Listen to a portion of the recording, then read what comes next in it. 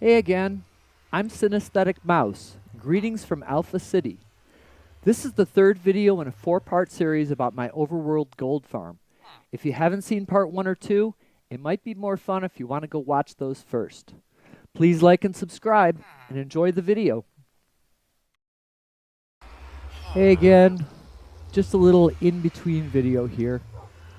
As I've been building and as I've been recording, it occurred to me that some non-players are going to be unfamiliar with different aspects and features of the game. And understanding those could be important later on. Well, one of those is Nether Portals, like the one here in back of me.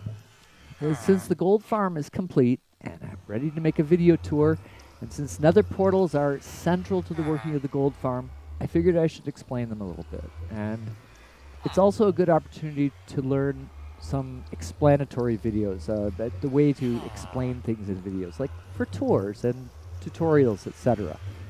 Kills two birds, Well, first, what do I mean by dimensions and portals in Minecraft? In a Minecraft world, there are 3 parallel dimensions. The overworld is the familiar world of trees and animals and meadows and mountains. The overworld is what I think of as the main dimension. It's the dimension that players spawn into the world in. Another dimension is called the end. The end is composed of large floating islands and an endless void. And this is where the player kills the Ender Dragon.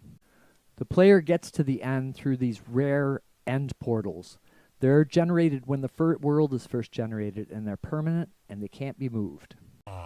And then there is the Nether.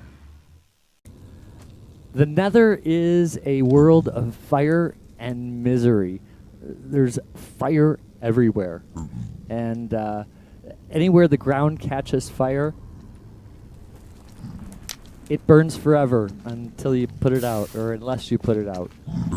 There are no friendly mobs here. There are basically undead creatures. Some are poisonous. Some use exploding fireballs. There are mobs that shoot fire. Mobs that live in the fire, and mobs that are made out of fire and magma. There are also entire oceans of lava. And there are mobs that live in that lava. The Nether is accessed through these player-made portals. Blocks of obsidian lit with a flint and steel.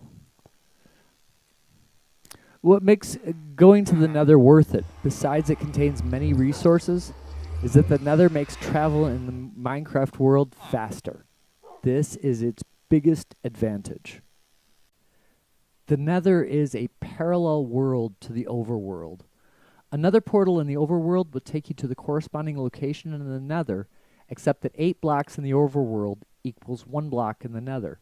In other words, if I go through another portal and travel 100 blocks in the Nether and return to the overworld through another portal, I'll imagine emerge in the overworld 800 blocks away. It's definitely worth the trouble, especially if you're traveling hundreds of thousands of blocks.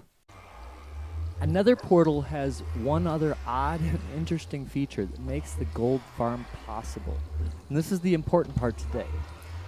Every block of portal, meaning all of these little swirly things, every block of portal has a small chance for a zombified piglin to spawn in them. So I had to do a little extra recording here. Here's a zombified piglin that's actually spawned in the portal.